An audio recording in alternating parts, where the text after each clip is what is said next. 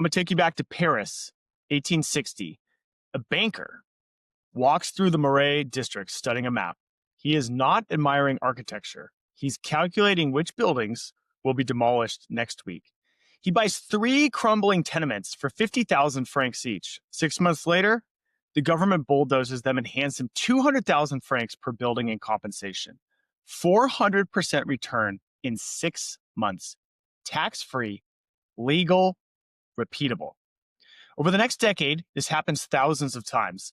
The greatest insider trading scheme in history, orchestrated by the government, financed by public bonds, and disguised as urban renewal. This is the story of how Napoleon III destroyed 60% of Paris to prevent revolution. And he accidentally created the blueprint for every infrastructure fortune built on insider information ever since. I'm Ari Van Gemeren. I run a $150 million real estate portfolio, and I study how infrastructure creates and destroys wealth. And today, we are diving into Baron Haussmann's renovation of Paris. You've probably heard of the Haussmann blocks. It's why Paris is beautiful. Wide boulevards, grand architecture, cafes with perfect sightliness. That's the tourist version. The real story, 350,000 Parisians forcibly displaced, medieval neighborhoods obliterated, property rights trampled, and speculators who knew the demolition routes turned small fortunes into dynastic wealth. And here's why this matters today. The same patterns are playing out in Seattle, Austin, Portland, and every city with infrastructure plans today. The tactics evolve. The information advantage remains. By the end of this video, you should see your city and its plans differently, and you'll understand who profits when government plans the infrastructure. And you'll know the single advantage that separated those who got rich from those who got displaced. So let's go back to 1848. Paris was disgusting. 1 million people crammed into a medieval layout designed for 200,000. Streets so narrow, 2 carts couldn't pass. Open sewers, no running water. Cholera outbreaks every few years killed thousands. But for Louis Napoleon, nephew of Bonaparte, newly elected president, soon to crown himself Napoleon III, the real problem wasn't disease. It was revolution. See, in 1848, Parisians built barricades across narrow streets and nearly overthrew the government. It took 4 days of brutal street fighting to restore order. And as anybody knows who's watched Les Miserables, they were serious barricades, real fighting. So Napoleon III learned the lesson. Narrow streets equal revolutionary advantage. Barricades turn medieval mazes into fortresses. But his solution was brilliant in its simplicity. If you cannot police the streets, destroy them and build new ones too wide for barricades. But he couldn't say that publicly. So he sold it as public health and modernization, which, from the sound of it, they also needed. But of course, realpolitik wins out at the end of the day.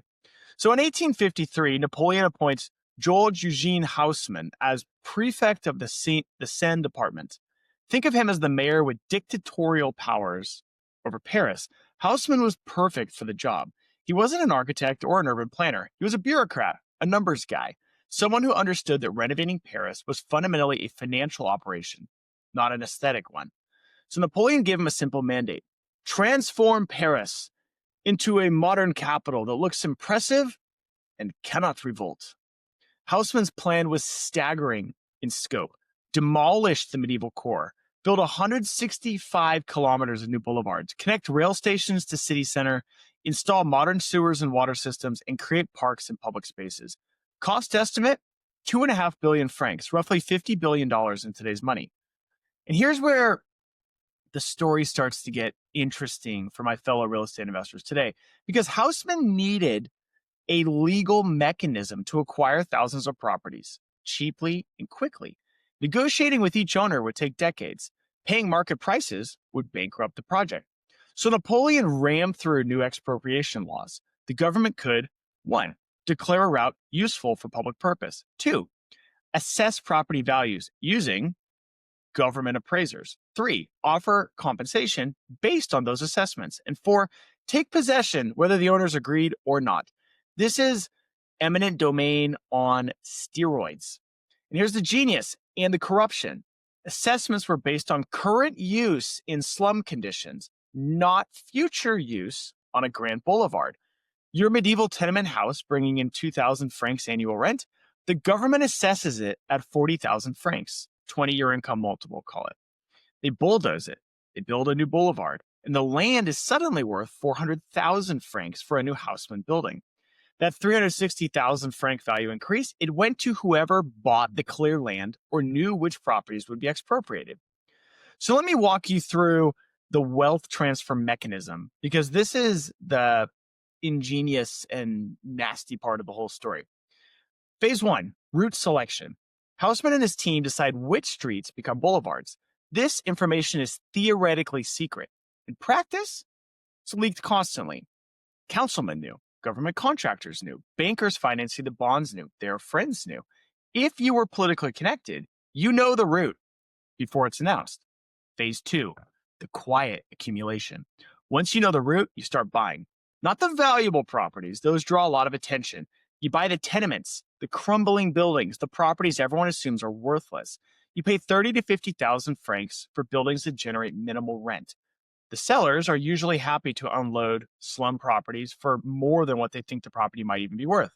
Phase 3, the official announcement. The route becomes public. The government appraisers arrive. Here's where the game is played. If you're smart, you don't fight the assessment. You take the government's offer of, say, 150,000 francs for your 40,000 franc purchase. That's a 275% gain in months. No renovation required, no tenants to manage, just a government check. Phase 4, the land auction. After demolition, the cleared land gets auctioned for new construction, but only certain developers can build on Haussmann boulevards. You need capital, you need government approvals, you need connections. The same insiders who profited from expropriation now bid on the cleared land, often in partnerships with the same government officials who designed the routes. A cleared lot that cost the government $150,000 in expropriation might sell for $300,000 at auction. The $150,000 spread captured by whoever had inside information. Phase 5, the development profit. The new Haussmann building on that land rents for 10x the old tenements. Property values along the boulevard appreciate 200 to 400%. If you developed it yourself, you're collecting massive cash flow. If you sold the land, you've already moved to the next route. So let's make this concrete with a real example. The Rue de Rivoli Extension, 1854 to 1858. Before, medieval street, narrow, dark tenements. Average property value, about 45,000 francs. Average government compensation, 120,000 francs. Not bad. Average auction price for cleared land, 280,000 francs. Average value of completed Haussmann building, 650,000 francs. If you bought before the announcement, you had a 167% gain. If you bought at auction and developed, you had a 132% gain. If you bought before announcement, took compensation, bought at auction, and developed, you turned 45,000 francs into 650,000 francs in 4 years. That's a 1,344% return, compounded annual growth rate of 94%. Better than Bitcoin, by the way. And this wasn't one deal. This was happening simultaneously across dozens of routes. So who made the fortunes? It's a great list. It's a great list, guys. The Perrier brothers, Rothschild's interest, members of Napoleon's inner circle, Haussmann's own associates. Of course, he has to share the wealth, of course. But the most systematic profiteers were the property developers who formed syndicates.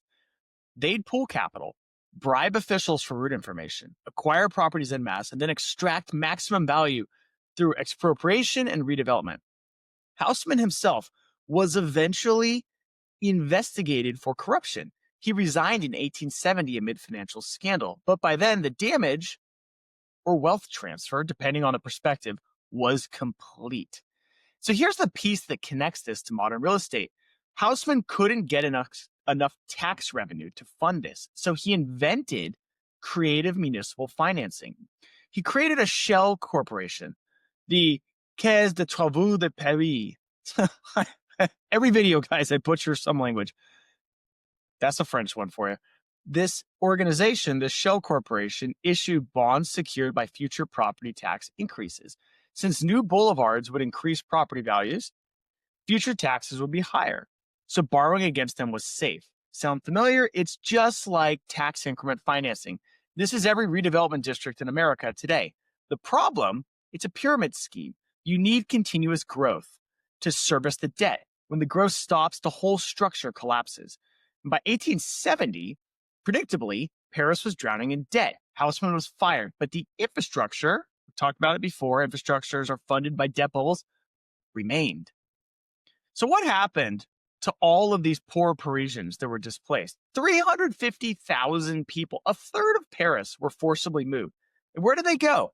To the suburbs, to the outskirts, to the new working class districts that Haussmann created specifically to segregate the poor from the beautiful center. The Marais, once a mixed neighborhood, became exclusively upper class. The new eastern districts, Belleville, Ménilmontant, became worker housing.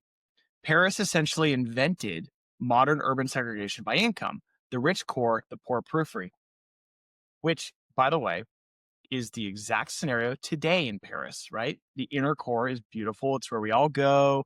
You walk to the Eiffel Tower, Notre Dame, the Louvre. Nobody goes to the periphery. Not even cops, by the way. Not even cops. This has a genesis in this situation we're talking about. And here's what's crazy. Those Haussmann buildings are still among the most valuable real estate in the world. An apartment on Boulevard Saint-Germain today, 15,000 to 25,000 pounds, euro per square meter. That's $1.5 to $2.5 million for a 1,000 square foot apartment. The infrastructure created in 1860 through 1870 is still generating wealth 165 years later. The original developers are long dead.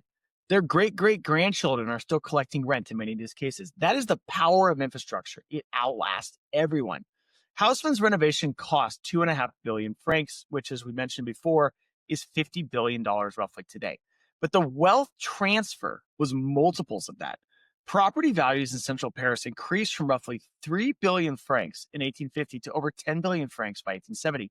That 7 billion franc increase went almost entirely to speculators who knew their roots, developers with government connections, and the government itself through increased tax revenue. And the 350,000 displaced residents, they got market rate compensation for slum housing, then watched from the suburbs as their old neighborhoods became some of the most expensive real estate on earth. So here's what connects Haussmann's Paris to your city today. I don't care what city you're in. Insider information on infrastructure is perfectly legal, and it makes people generationally wealthy. In 1860, if you knew Napoleon's boulevard routes, you bought properties in the path and you made fortunes. In 2025, if you know where the new stadium is going, the light rail extension will run, the highway interchange is planned, the opportunity zone boundaries are drawn, you can buy land for cheap and sell it for much more down the road. And it's completely legal. And here's the thing that gets me. There is no SEC. There is no insider trading charges. There is no disclosure requirements. So why this isn't illegal? Real estate is exempt from insider trading laws. If you're on a corporate board and you trade stock based on non-public information, you go to federal prison. If you're on a city council and you buy land based on non-public infrastructure plans, completely legal. If your brother-in-law is a transit authority commissioner and tips you to buy land on the future rail route, no crime. The information asymmetry that would send you to jail in securities markets makes you rich in real estate markets. So let me give you some real modern examples. Paul Allen in South Lake Union, Seattle, 1990s to 2000s, bought massive land positions in an industrial area. He had relationships with city planners.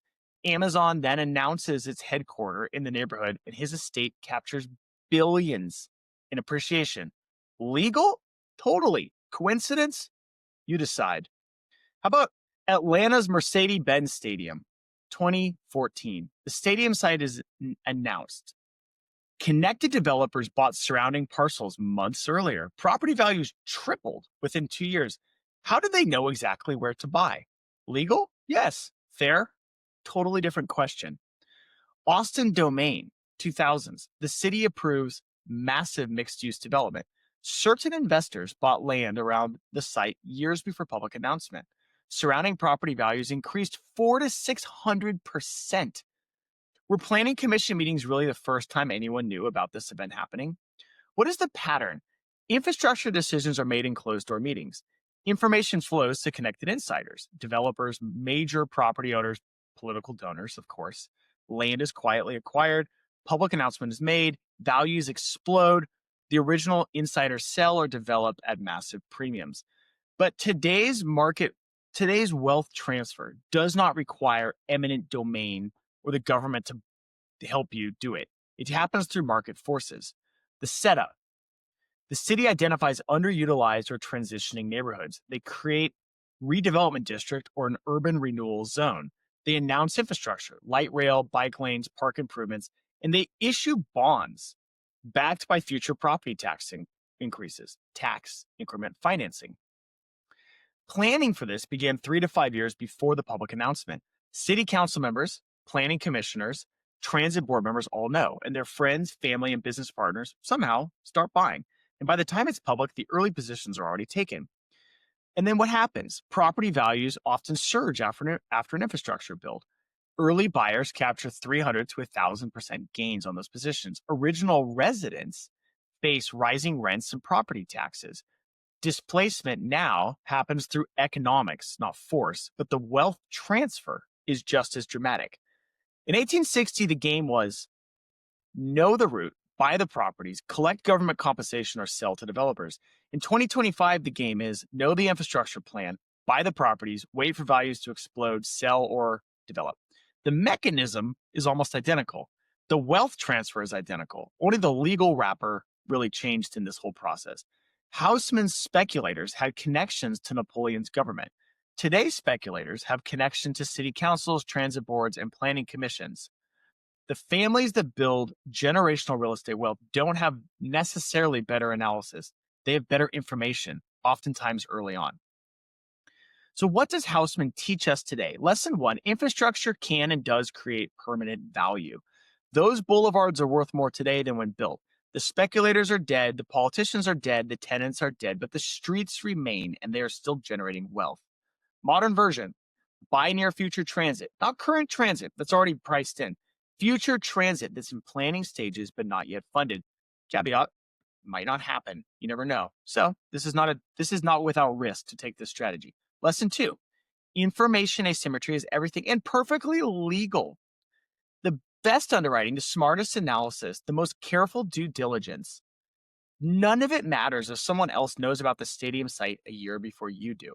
It's not fair, but it's reality. Lesson 3, infrastructure financing creates opportunities. Haussmann's debt-fueled model required perpetual growth, and when growth stopped, the debt became unsustainable. Modern application, cities with huge redevelopment debts, tax increment financing, municipal bonds, are vulnerable when the next recession hits. That is when distressed opportunities emerge.